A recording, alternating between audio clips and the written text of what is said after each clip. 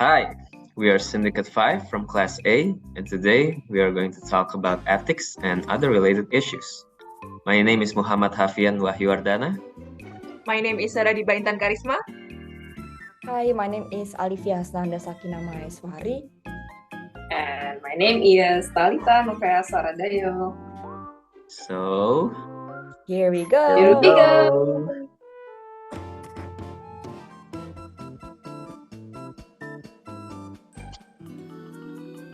Good morning. Welcome to Fantastic 5 Talks.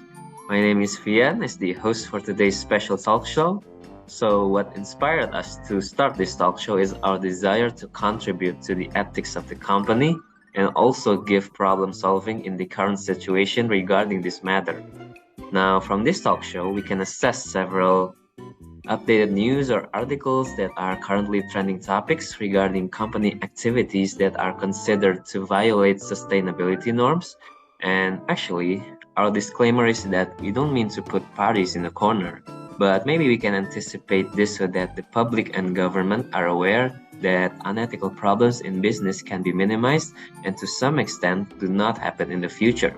So please welcome our special guests. Hello, my name is Sarah. Hello, my name is Hasna. And hi, my name is Talita. Okay, so first things first, there are several questions that we need to address, and the first one is, how do moral foundations and values, the ones based on Schwartz, inform you about your own ethical decision making, especially in the business context? Maybe you can start with Sarah. Okay, based on my perceptions, moral foundation and value are a person behavior that will influence how they act and what decision they make. And knowing this, as an individual, I have a guidelines that are used as a reference in a making decision in running business and everyday life. And I understand how and can determine what is the right and wrong based on the moral decision, based on the moral foundation and the moral value that I hold. And in additional, by knowing this moral foundation and the moral value, I can find out my weakness and I can prevent it. I can prevent the bad things in the that might happen in the futures. I think that's. Okay. And you, Talita? Well, when understanding one's on moral foundation and values can inform the ethical decision making in the business context by promoting awareness of potential bias, and also when someone who prioritizes achievement and power may be more likely to engage in unethical behavior if it means advancing their career or gaining more power. On the other hand, when someone who prioritizes benevolence in universalisms may be more likely to prioritize social responsibility and sustainability over financial gain. So, by understanding Schwartz's moral foundation and values, especially in the self-transcendent aspect, make me more aware of the sustainability for business. For example, when running a mushroom crispy business, maybe the waterways could be reused for water plantation, or the mushroom slag could be used for mushroom growth. So this act intends to create a circular economy when running a business. Another example in daily life, as simple as buying sustainable products such as less plastic packaging or not leaving any food left over, being more aware in buying fast fashion products or bringing my own shopping bag. It is all small act that could lead to a big effect in manifestation of social responsibility in a business context. I think that's it. Yeah, I think understanding one's own moral foundations and values can inform ethical decision making in the business context. by promoting awareness of potential biases, considering different perspectives, and also balancing different values. And I myself am an individual who puts emphasis on self-enhancement values like achievement and power, more than self-transcendence values like universalism and benevolence. So this means I may be more inclined to make decisions that prioritize financial success over other considerations such as environmental impact or social responsibility. But by being aware of this tendency, I can take steps to consider the potential consequences of their decisions on others and also the environment and make a more balanced and ethical decision. Okay. Yeah, maybe I will relate to you guys' statement and also the theory itself, and I will elaborate with an updated case, such as violation in PT Kim Sukses Abadi. Yeah, this company actually like engage in manufacturing with products in the form of like carton boxes, and the plastic box industry is like packaging. It stated that the company is guilty of the 6 violations committed, and generally speaking, the disposal of the waste channel enters the drain-edge channels of the surrounding community until it flows into the river in the local river, and become one of the things that pollutes the waste to Sadang River. And in this context, this case of PT Kimu Sukses Abadi in West Cikarang indicates that they don't see the social self-transcendence factor, and the company prioritized prevention of lost goals, which is their priority on profit more and also lower cost. Okay. Now, moving on to the next question. In the business world, I think it's inevitable that we will one day have to face moral dilemmas. So, what are your strategies to avoid moral neglect, moral justification, and also moral inaction in your organizational or business decision making? To start with you again, Sarah. Okay, I think there are some common cause for a lapse in moral neglect, moral justification, and moral inactions that like ego, power, greed, fear, compulsion, embarrassment, rationalization, or basic lack of moral compass. And so, in order to avoid this happen, we must need a strategy to be implemented. Like, I think the first thing that we must know is we must taking a responsibility.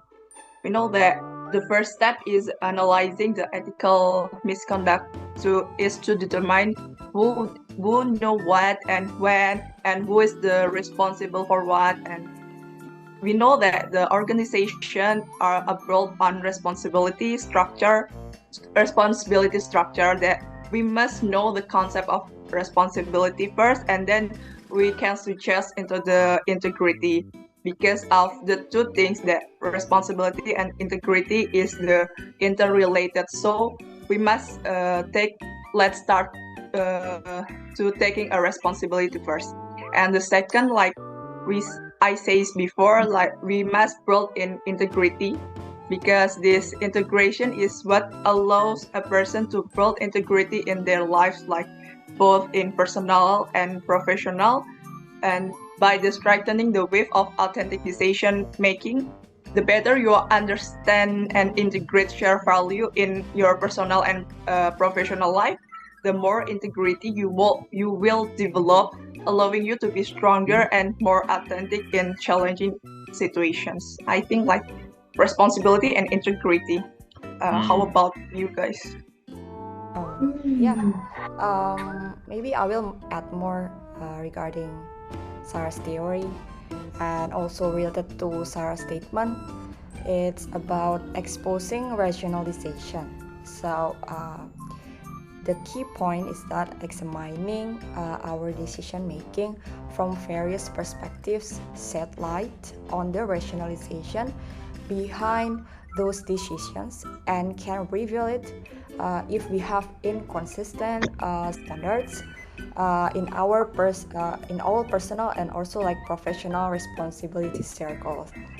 And then when the when the rules are unclear, uh, however, we can examining a decision-making scenario from both a professional and also personal standpoint, which can help us to truth test with your rationalization itself. Mm-hmm. Oh, that's very nice, right? About integrity and responsibility. And I may add about ethical codes, which is ethical codes may also have some potential to affect the behavior of people in organizations in two ways: by enforcing compliance, and the second is by influencing the individual ethical behavior via its effect on the ethical climate of the organization. So when an organizations develop the ethical codes in order to regulate their people's ethical behavior, this also help to express the moral standards. The ethical codes might align the individual behaviors with the organizational ethical values. So by taking this perspective, ethical codes can be regarded as a type as control mechanism. Yeah, I think monitoring system is required, right, which allow the organization to detect and sanction unethical behavior. So this is vital ingredients in effective ethical codes. I think that's it. All right. So, first things first. Yeah, I agree with Talita. I think that an organization would need to foster a culture of ethical behavior right from the start. Most of the time, a company usually has established a code of ethics that outlines its values and expectations for ethical behavior in the workplace. So, in making a decision, I will consider the impact of my decisions in on all stakeholders, including the employees, customers, suppliers, and also the environment.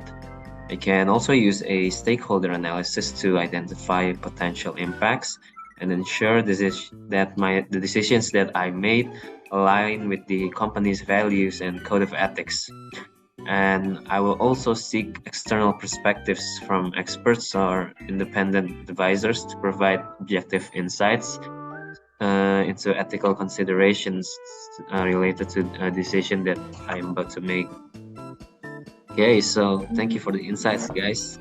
Now, Yeah. on to the last questions. In what way do or should theories of ethics, for example, deontological ethics, consequentialism, virtue ethics, stakeholder theory, how do they inform you about solving ethical issues or dilemmas in your business decision making? How about we start with you, Talita? Okay, thank you. Well, theories of ethics such as deontological ethics, consequentialism, virtue ethics, and stakeholder theory can provide guidance and frameworks for solving ethical issues or dilemmas in business decision making. These theories can be applied to legal and sustainability related aspects as well as the other areas where ethical consideration is arise. So, when talking about deontological ethics, it is emphasized the importance of following rules, duties, regardless of the consequences. This theory can be applied in a business decision making by prioritizing legal and contractual obligation, as well as ethical codes of conduct and social responsibility. For example, when a company may choose to prioritize environmental sustainability and social responsibility, even it may result in a decrease in profitability. So it is about yeah, this is about legal and contractual aspect, right?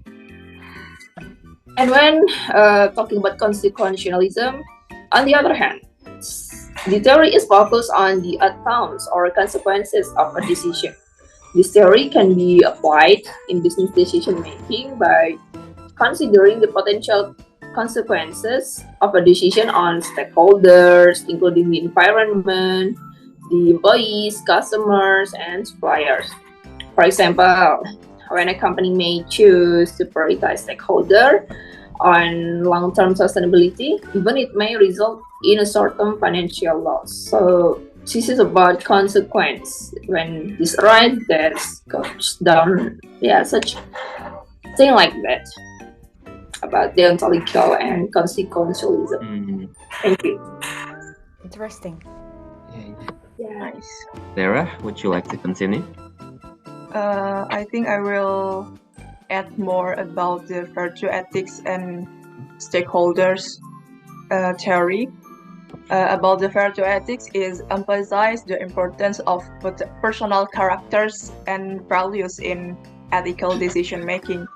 This theory can be applied in business decision making by prioritize ethical values such as honesty, integrity, and fairness, and promoting a culture ethical behavior within the organizations.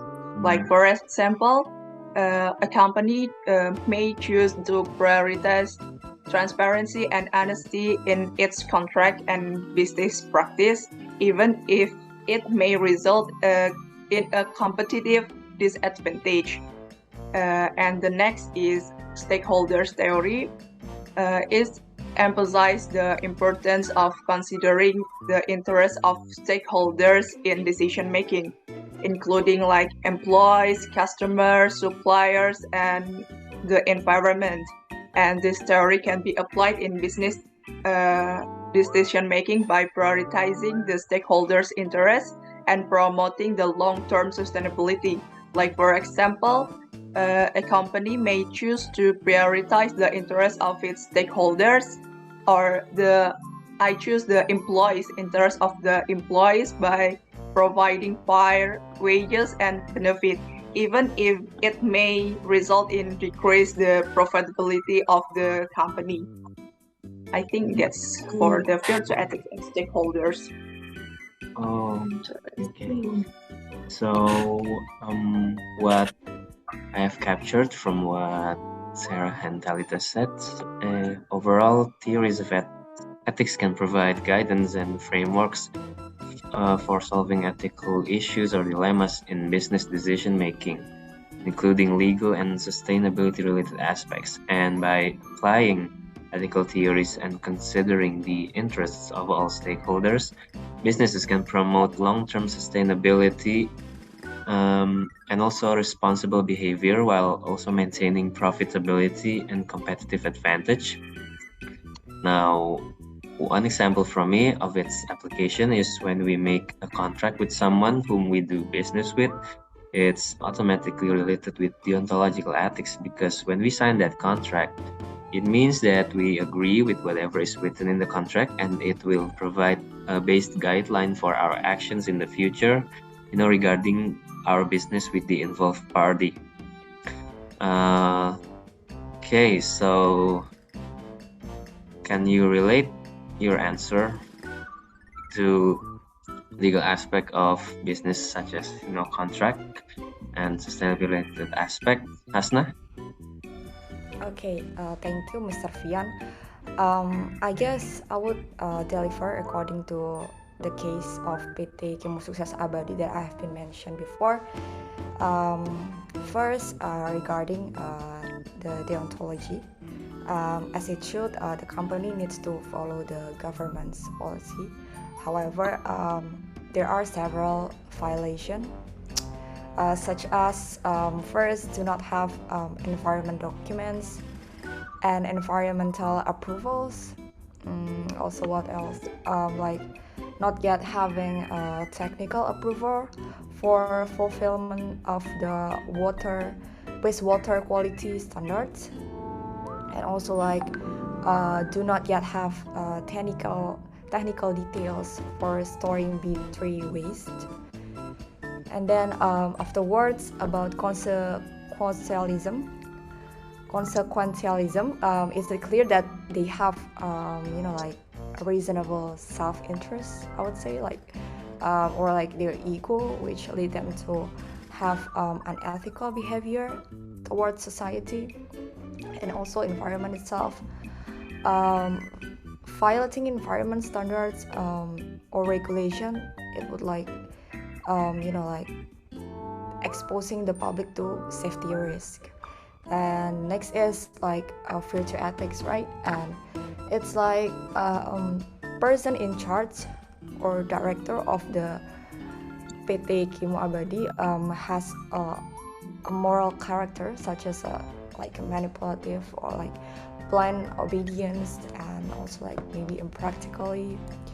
Therefore, based on this guilty, I would say that PT Kimo Sukses Abadi necessary to fulfill the conditions stated in the government coercion letter. Maybe that, Mr. Fiang. Okay. So, I think this is getting interesting. Now, we will move to the next section, which will discuss more updated news according to unethical business cases. So, Hasna, do you have updated or trending news about this? Oh, yeah, of course. Do you guys know young employee were caught in the flames due to the explosions of PT GNI smelter furnace. So apart from the person that named Nirwana, an employee named Made Detri Mahari Jonathan also died horribly in the fire incident. So based on company report obtained by Vice World News, PT GNI stated that this incident could have occurred due to negligence by workers who had forgotten to close the valve, like that. Oh, Is that- that is so terrible, right? Yeah. And regarding your guys' opinions, so what do you think? What rights do the individuals have in the company that they are sacrificing? Well, yeah, that is very obvious, right? That they have the right to work protection. This code consists of worker protection, like work accident program, insurance, like death guarantee, old age security, and healthcare insurance. But I think that in this case, the company is very minimal. Like they want to minimize costs with many workers. It's so bad, right? Yeah. Can like I see like I very that's why I think that's why that sparked a strike among the PTGNP workers early last month. It seems that the workers are demonstrating not only demanding justice for the two victims. It was a form of their emotional outburst for all the violations that occurred behind the door. The peak was on January 14, when the protester as local employees, I think, clashed with foreign workers from China who were tasked with guarding the company's property. Like, yeah. I see. Yeah, maybe. Yeah, I totally agree with you guys. I heard that several work accidents have stretched definitely PT GNI's reputation, their branding. Yeah, since it was inaugurated by President Joko Widodo in December 2021. Also, like trade unions have repeatedly voiced their anxiety over the company's practice that do not prioritize safeness and also like security for the workers. But what happened more is like PT GNI was able to continue operating and never was penalized. Mm-hmm. Oh, related to this, do you know that the latest news, Apple, they won't open an official factory in Indonesia. I would say that this might be the reason, right? Ah, yeah. I've heard that about the news and business.com in Instagram. Yeah, I love their update news. Yeah, that's right. That's I like that account Yeah, too. Have it's, it. they give a lot of news and it's just really great. They say that even though iPhone was interested in investing in continue downstream tin in Indonesia in 2016, apparently that the plan failed due to tin mining practices that were not accordance with like environment, social, and governance ESG principles. Mm-hmm. Yeah, even though I support the governments to like increase the economy by development in the nickel industry, I think this ambitions is very wrong if it's sacrifice workers for the sake of completing Jokowi's goals before the regime ends. I think it can be effect to long-term business, I think. I agree. Yeah. Yeah, that is what I'm sure about. That the problem is not resolved soon, Tesla will be maybe like will not invest in Indonesia either. I'm sorry, this is potentially unbeneficial for Indonesia, right? Particularly due to the fact that Indonesia wants to develop the potential of the nickel industry, like electric cars. So maybe they have to resolve this soon, as soon as possible, right? I see. It's important to note that PT does not have or have minimal wants for worker securities. And as far as I know, even Tesla and other car companies such as Ford, they have their own sustainability tracking. They report how they track the activities of battery suppliers and how the nickel process is to ensure that PT Mining is responsible for everything they do. Yeah. Yes. I think the local and national government is should not to turn blind eye to the non-ethical action that related to exploitation of workers and environment carried out by the PT. We know that there is maybe a politics behind everything that happened in there, like China and Indonesia. But if you look at the incident that occurred, they will affect the Indonesian economy in the long run, such as Apple, which failed to open its factory outlet in Indonesia because of ESG problems in the mining industry. And I think the government need to take strict action against the violation, such as those committed by PT, so that Indonesia does not lose other major investors.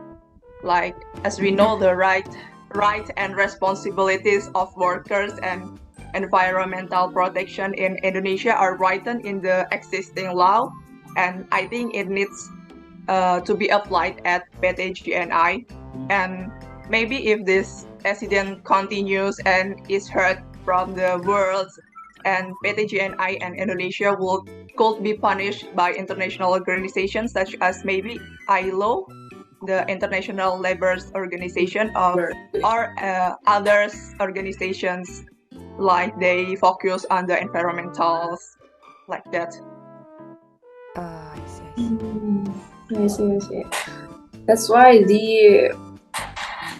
by this we are discussing before the theories, the ethical costs. This is very important, right, to regulate that cases, to like control mechanism, right? That's why organizational culture, ethical codes, it is, I think, needs to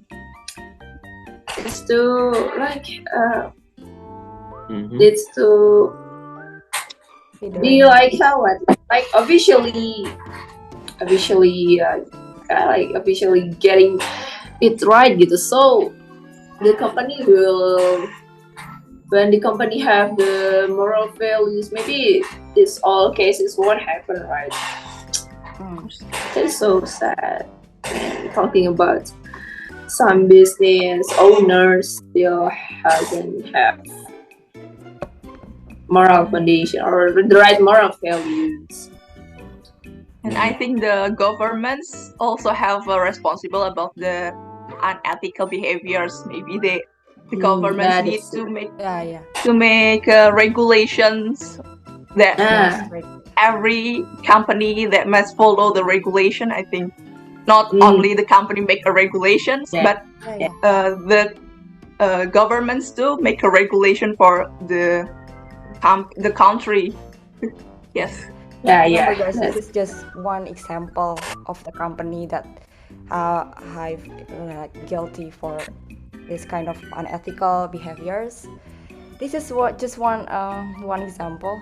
I hope that in the future there is no other like unethical thing that they did, and also like with to some extent to other companies also.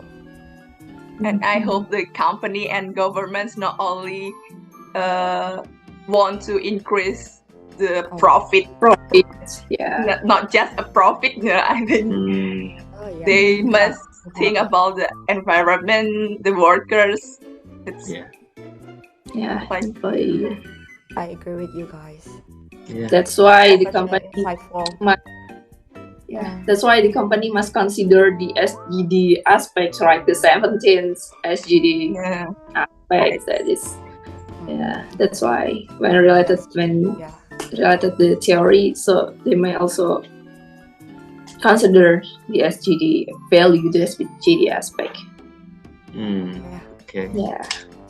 Well, guys, I just want to say that I'm so glad to have all of you here. I think we've learned a lot from each other's insights, and